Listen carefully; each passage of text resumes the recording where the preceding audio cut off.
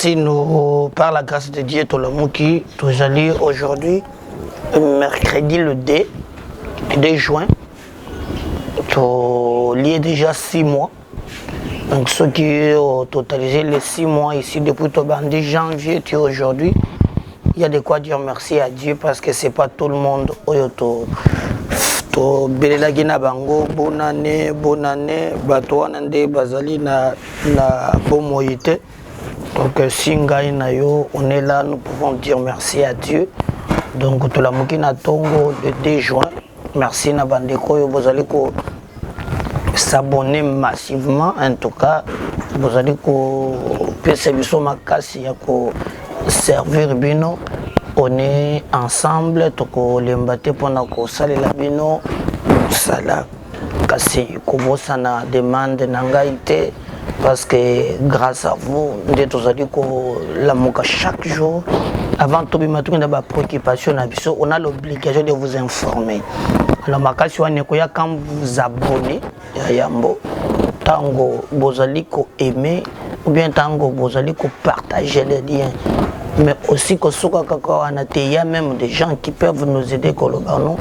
Moi, pour moi, ce qui me concerne, le président Nalingi, Osomba Pili ya caméra, Nalingi, Osalaboy, Nyonsoana, ça nous donne la force de vous servir, parce que vous servir, c'est un droit. Et merci Nabato, Bozali ébélé partout dans le monde. Je ne sais pas Bozali combien, parce que quand je regarde le nombre d'abonnés, la chaîne Nabiso, na moi dans tout ça, moi je pense que je peux commencer par vous dire merci. Merci encore pour Nanyonso, Bozali Kosala, Nabayeba Kanisa Kabazuko, Nekate, même au-delà, il y a un programme là-bas qui s'est dérangé pour que chaîne Nabiso et son bataille giga, ça là quelque chose. Je vous dis de tout mon cœur, merci beaucoup. Merci, merci, alors merci.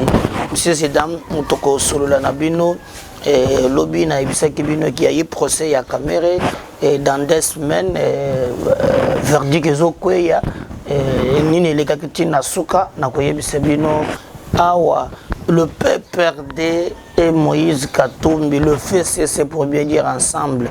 Est-ce qu'il y a un deal entre les deux? Apparemment, le Lengue Makambozo Kende, il semble comme si moi, très moko, ils allaient développer Makamboyo, ils ont les Cana Est par rapport à militaire gouverneur. Et commandant Sokola 1 à Zoa, mais nous avons appris encore qu'on a tué les gens. Donc sur l'Olympique, qu'est-ce qui se passe? Surtout côté Constant Dambazali, il faut quand même na Itour et consort, toujours comme moi qui m'aime côté Constant Azali. En tout cas, ils allaient me expliquer qu'est-ce qui se passe. Alors retenez Bande Konanga de lobby, toko bandana dossier ya ndeko Kamere Vital, procès 100 jours. Nicolo, procès wana et banda qui il y a 2 jours, Basamba qui lobby et Bazouzi, lobby dans 2 semaines, Bakozonga pour rendre verdict qui a Souka. Je vous ai dit que Bavoka n'appelle Bazongi Basambi en suivant son avocat qui est maître Kabengele à lobby. Notre client Azali innocent parce qu'il a été condamné sur base de soupçons.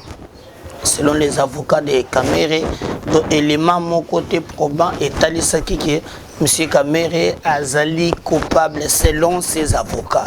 Et c'est le droit le plus légitime. Vous ne pouvez pas empêcher ces avocats d'y prouver innocence. Et d'ailleurs, jusqu'à organiser des marches au Balati Papolo, Balobikaza, messieurs innocents.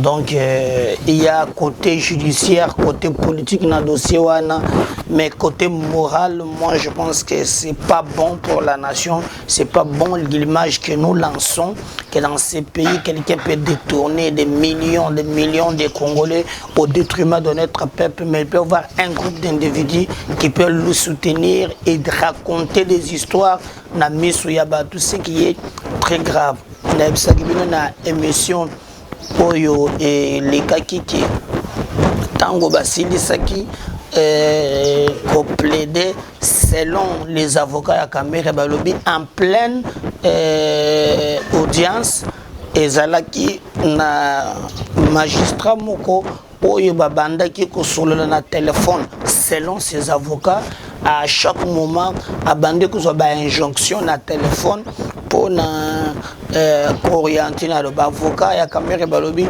yo zo sur na téléphone qui te donne des ordres et tout allez comme moi nango ezali flou et d'ailleurs mon avocat na lobby nous risquons encore il y a comme une condamnation unique.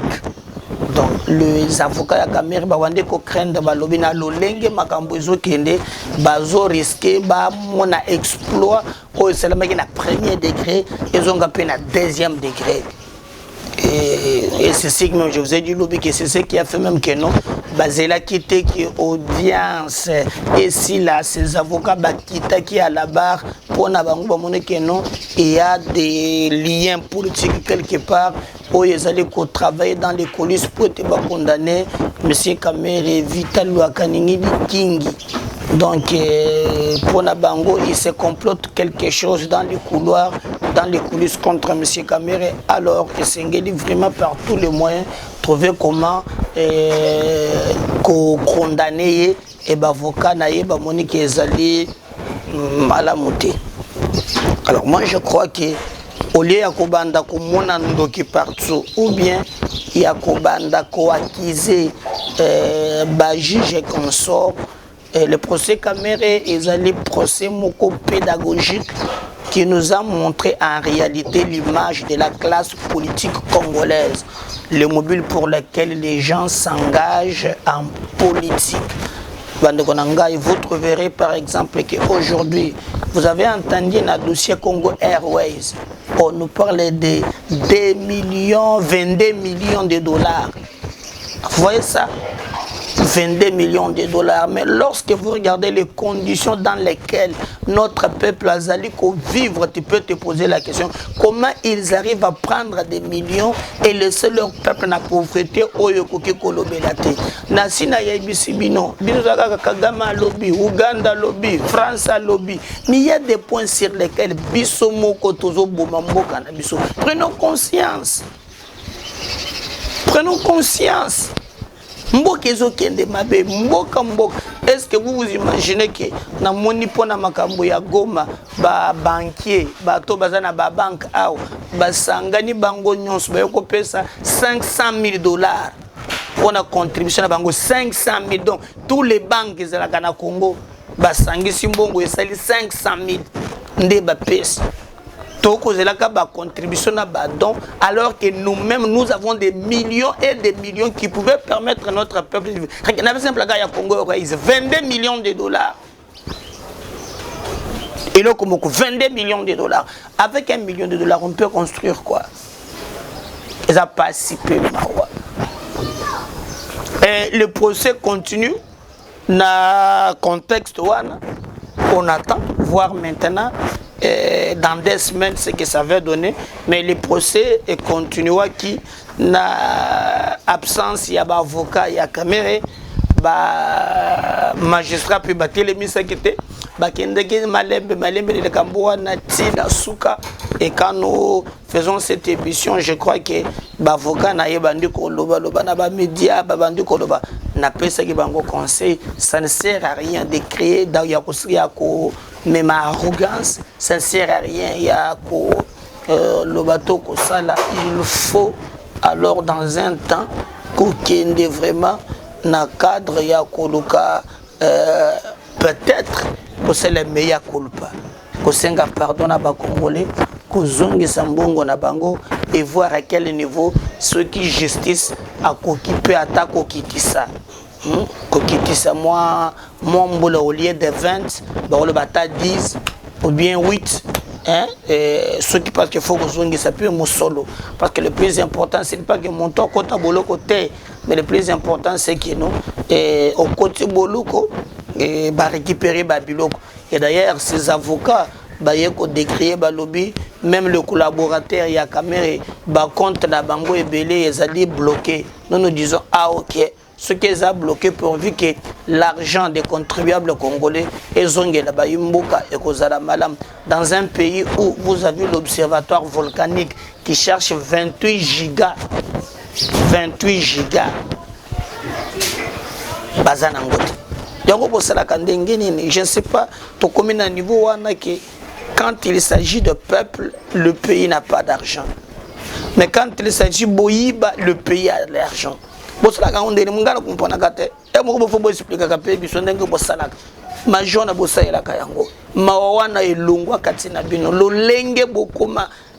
peu anormal. Moi, je pense que Kamere doit normalement n'est pas créer encore batapage. Ce qu'il avait fait couler autrefois, ils allaient bras de fer. C'est comme s'il s'adressait na public, non. Na likambo na place, ils allaient convaincre ba juge. Ils allaient camboter ya opinion. Ils allaient camboter ya ba marche. Bozo ça la ba marche. Monsieur innocent, alors vous savez au fond de vous que s'est passé quelque chose. Je vous avais dit la population, peuple ou nation, comme nation, dès lors que peuple a coli, a comme une capacité à coloba non, là il faut dire non, oui, là il faut dire oui. On ne peut pas nous abrutir dans un système d'imbécilisation collective où tout le monde a commis esclave même de ses propres opinions. Même si on a conscient qu'ils ont bongoté, mais parce que tu appartiens à un camp, on a appelé. C'est pas comme ça que ça se passe.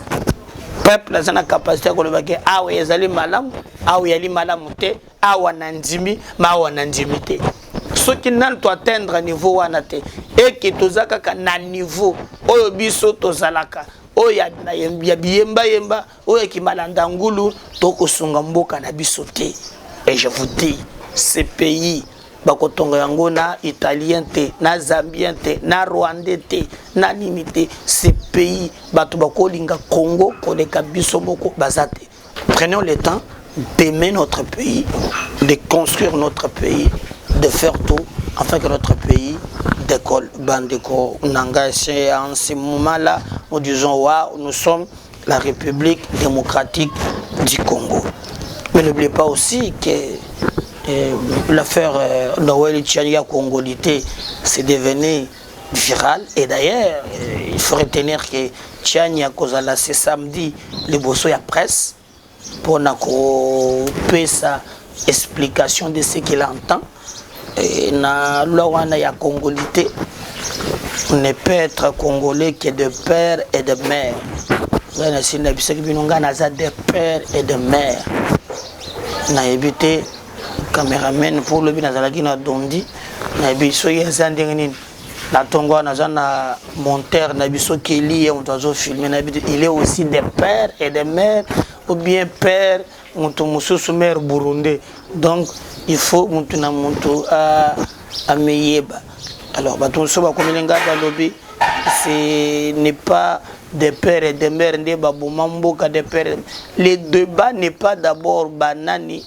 Moi na lobby na réflexion na lobby boy. Tobi mana contexte. Batu babumamboka ezaka bayimboka te. Même aussi les expatriés bazali ko bomamboka. Tozalaki na mokwa wana zando a kombo na ye Hassan. Aza congolais a utilisé congolais de père et de mère bakimbutana bakimuna. Lui en tant que libanais, il a pris notre marché central des années et des années, il s'est enrichi, il a détruit la République aux yeux au vu de tout le monde. Tozana mususu mikolo yo Abedachou, c'est un expatrié. Mais il ne paye pas les impôts fonciers, il ne paye pas les impôts sur les revenus locatifs. Qui en parle? Donc, côté Yamabé, Namalam, Eza partout. Là, je me mets d'accord. Mais, Nalobaki, Loi Tchani Amemaki, et Zali d'abord, c'est la Congolité. Il a posé un problème. Il faut aux des pères et des mères pour aux la candidat président de la République. Nabandé une chose. Balobité que ceux qui ont un papa, aux maman togolais, papa congolais, okozala congolais tété pour notre loi et lobby que ceux qui ont botami awa oza congolais. Mais balobi na ba fonction le fonction président de la République ndé bazo vérifier. C'est en ce moment-là donc ils ont compris parce que lobby na yoki ba botindelenga ba voice makambo ebele. Loi selon la pensée de Tiani ezolongola moto kozala congolais té. Parce que kozala obotami awa. Papa na yo za malien obotami ya au problème ils ba lobby té que olongo congolais té. Mais ba lobby hein selon loi na esprit ya loi na ye pour comment la fonction il y a président de la République. Donc c'est par rapport aux fonctions. Mais la Congolité en tant que Congolais tel, bah si mon temps la Congolité, sur ces points-là. Il n'y a pas de discrimination ou bien bato commis racial et comme makambouya posoté ba lobité que ce que za pembe au longo congolais so botema té mais ba lobinde pona cause fonction wana président de la République fondé à la bombe. C'est ainsi que monaki Baba Kungoa Kumwanza il s'est prononcé. Il s'est prononcé et pour lui à l'Obiboy avec ou sans loi ou sans nil hein, il faut retenir que Félix a cause de la candidat en 2000 à cause de la président en 2023 Kyungwa Kumwanza qui fit un allié très proche il y a Moïse Katumbi. Parmi les gens qui l'ont soutenu, mais qui est devenu aujourd'hui l'allié historique et président de la République, bon, qui même tango président Akenda qui Katanga awa ayeti et pas inaye, basolola qui naye, le président Lobi Azali Baoba, Baba Telaye Azali Baoba. Donc Kyungu Azali Baoba Baba Telelaye Kyungu Tiakei et après bon mon Kyungu a tenir matinée pour na koloba ke agambo président le biya bando gezali ya solo il avait relayé le discours du président. Alors dans les contextes Kyungu n'exclut pas parce que Kyungu ne condamne pas la loi Tiagne. Kyungu ne parle pas de la congolité ou madame non non, il y a lobby ezala. Ezalate pour lui celui qui va gagner les élections en 2023 c'est Félix Tshisekedi. Alors que Batomoussous les katumbistes bango ba lobby en tout cas il est au grand temps que Bamona en conclusion Loane Longwa et Katumbi sera candidat selon Bato Baza Prochenaye pour gagner les élections en 2023. Mais Kyungu, et d'ailleurs la réaction est bimi, Kyungu a trahi selon Bandeko Moussous, il a totalement trahi. Alors il a trahi qui? Le débat continue. Biso tozali kotalela yango de l'autre comme de près. Dolenge Makambo ezali kokende. Mais ce qui m'a aussi étonné, ezali ceux qui ont landu bakabiliste nyonso en l'unanimité na landiv Kisombe. Oliva Pesinga kanda na sena répondant que le bina kozonga na direct pour to solo na bino makambo ya na changa na pembeni. Okolanda batu nyonso ya FCC aujourd'hui ba komi ko soutenir congolité té. Balobi en tout cas il faut en kozongi sebiso sima parce que la plupart baza ba rwandais la plupart baza boyi makambuza moi mingi mais kala il y avait Mutumoko Jean-Claude Kazembe abanda ki démarche ya kolobaki bakatange nyonso basangana bazala esika moko. À l'époque on avait même dit qu'il y a eu des rencontres dans les coulisses entre Kabila et Katumbi.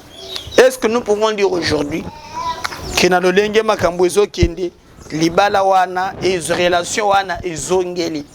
Parce que si vous suivez Katumbi qui a été toujours très hostiles na Kabila, mais la dernière sortie Naya Lobby, Kabila c'est mon frère, ce qui est passé est déjà passé, il oublie, donc ils peuvent encore tisser des liens ensemble. Alors si vous regardez sur ces points-là, le fait c'est dans son entièreté, comme misé, sikoyo na Moïse Katumbi. Donc, si vous regardez na fait cesser, ni na candidat. Peut-être imaginer que vous préparez au livre comme candidat. Et derrière moi, je suis devenu na contexte nangai, na yeko comme leader d'opinion par ceux qui accident, ceux qui parlent d'engenin. Alors, on a mangé en 2023. Bango ganga toujours élection, ils n'ont pas de candidats. Alors, comme nous avons un lien direct na Katumbi, maintenant moyen comment faire le beau-yeux na Katumbi. Et c'est ainsi que non, bande ko nyonso ya fait c'est en l'unanimité. Ba komi lelo ba défenseur ya loi wan. Que pour tout ça ka mboka moko ba to ba bosana. Et puis ce qui m'a fait très mal. Pour bazata na sonité. Katumbi banani balamusa makambo ya Katumbi, je me souviens de votre papi Tamba qui montrait même le passeport que Katumbi azaka italien. Bakenda ki tina jeune Afrique ba komisa yango que Katumbi azaka italien. Aye awa baloza problème passeport ba bloquer na Kasumbalé ba bazo ba le loto. Bazana pro amnésie ba bossa na kanoki ou bien ba tche bango tongo ya ko bossa na ka. Oyo sala ko na nko ba bato banko.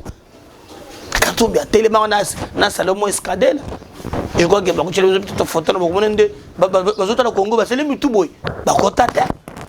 Pourquoi Katumbi azala candidat en 2018 qu'il avait bloqué, n'est-ce pas le fait cesser? Mais on parle de quoi? Mais on parle de quoi? Le boss non et donc ça sonne kozanga argument kozanga le quoi kosal. Le problème du Congo n'est pas un problème d'individu. Gasi na ibisa kibino ngana zala kate pour exclure mon totel ou ton mon totel. Mais ngana zali quand il y a un débat ko ezali ba soulever yango bato ba répondre ka ba pesa ka réponse na vrai problème oyo bato bazali likolobela qui ko se cacher derrière les contextes o ezangi mutu na makolo ezali malamu pona bisoté. À notre niveau nous pensons qu'il est grand temps tout le monde est clair sur ces dossiers et que bato na bato ba estimer ba fonctionne à bango mais ce que loi ezali kokende député moko akomema yango pour être à niveau ya parlement, moi je vois pas où se trouverait le problème.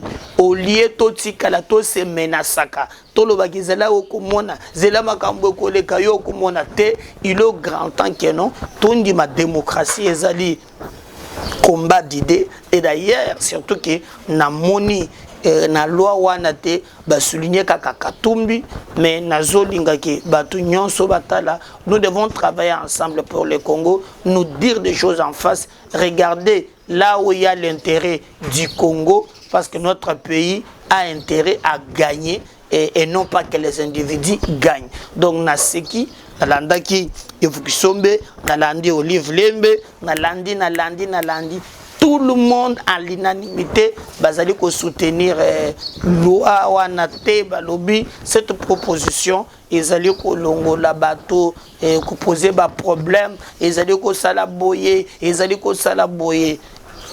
soni pe mawa pour la plupart pe ba bazoloba je crois que bazo défendre kaka Noël Tianité mais bazali ko défendre pe ba intérêt c'est comme si bon monaki tanzania le kambo ya matata na ebisa kebino bato nso bazo ko de bazo na Sénat wana bazo tele matata eza défendre matata te azo mitele yo moko ya quoi que ceux qui balade ceux qui matata kei il y a celui qui le gana matata donc il est vraiment ko tiba ko to même na famille na bana alors mieux vaut kobunda ke matata yo il ne défend pas matata il se défend lui-même à travers matata.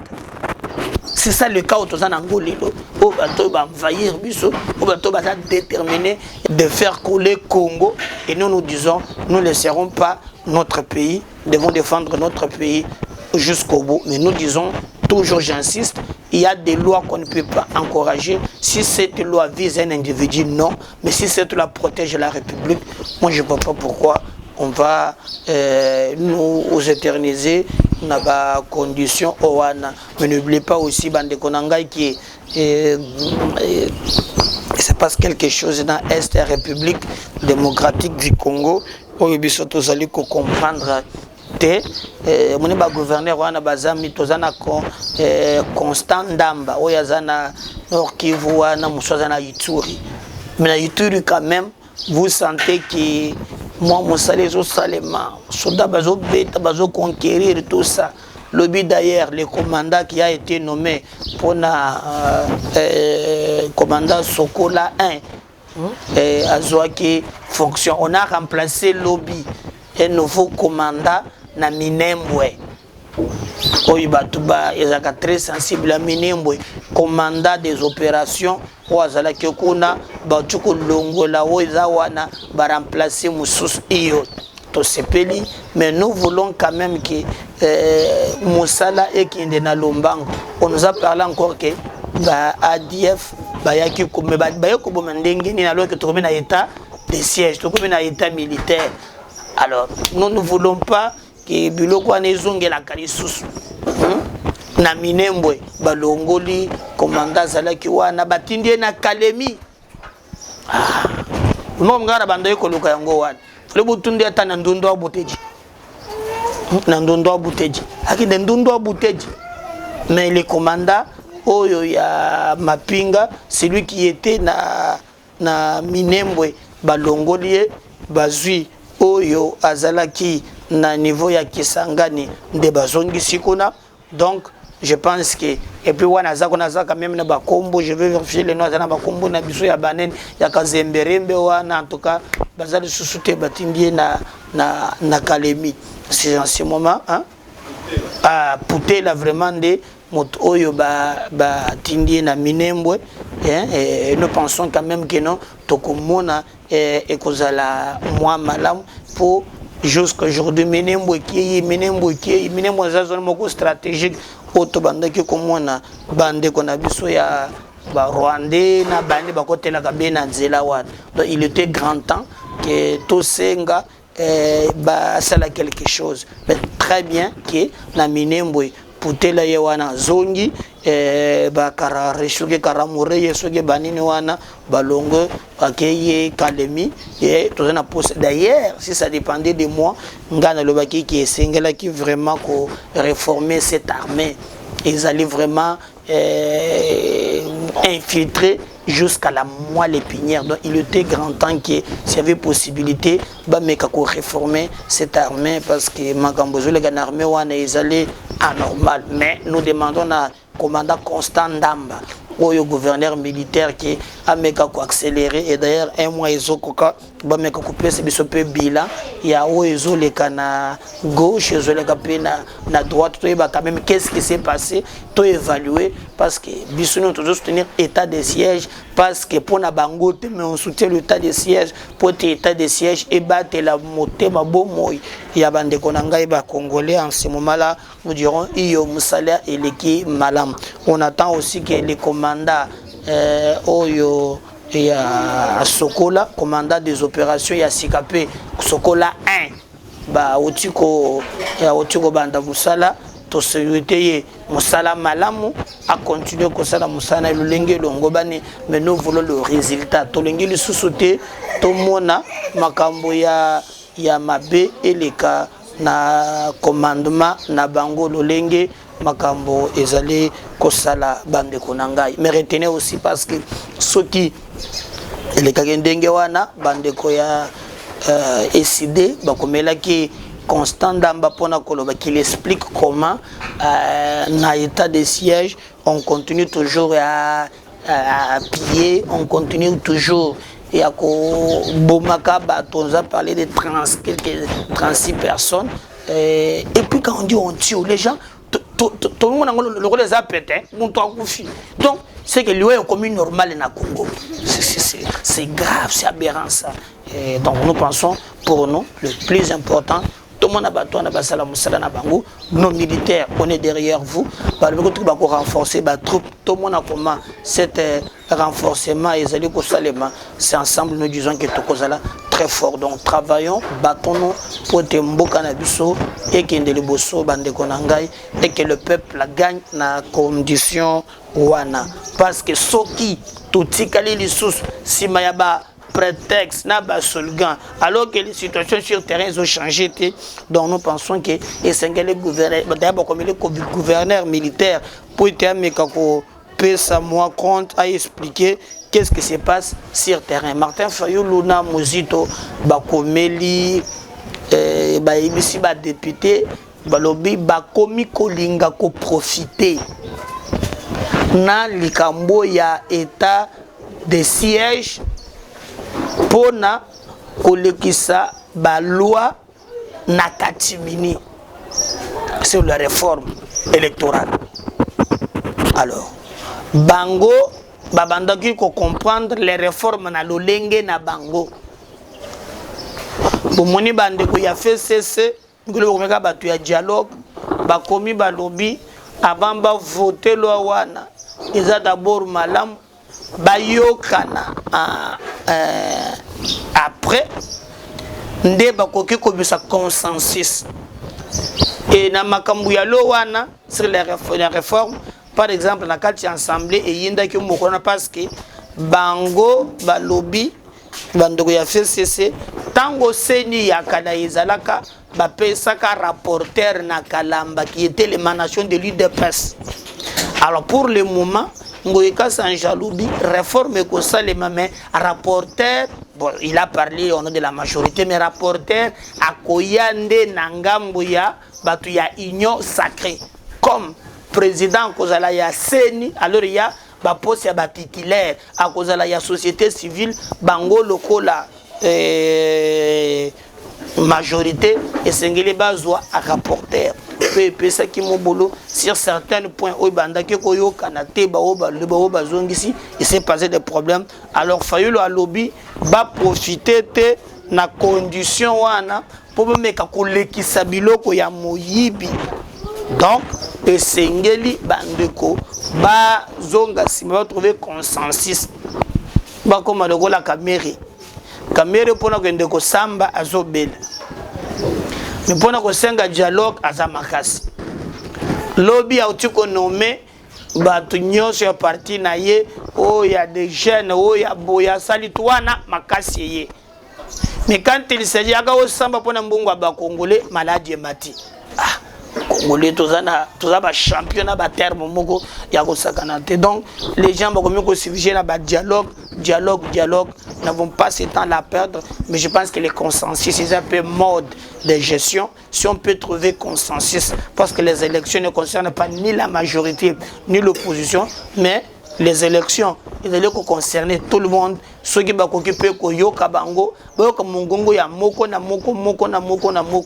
contexte tozali et kozala malam au lieu kozala forcing Koyoka kaka de bato moko et kozala malamute donc la contexte wana nde kozala très bien mozito pe tomoni basina ki communiquer wana ensemble naye le fait c'est maintenant sans position donc mi ko djembela ko tonyons ba djembela katombi mabe ba djembela Fayulu mabe pour mi ba mbeya na bandu webisa bino position fait c'est opposition ezanga marche baza ko tona batute opposition c'est la quel côté opposition sur kabe on bana français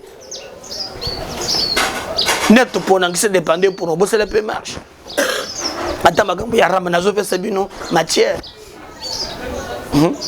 non man ko nyaga na marche na lokaka marche ko basala ki moga yani na ko hydro bandaka ko hydro suka na 20 mai beaucoup mieux bosimba ko droite mais ngana lobi mboka pesa ya bino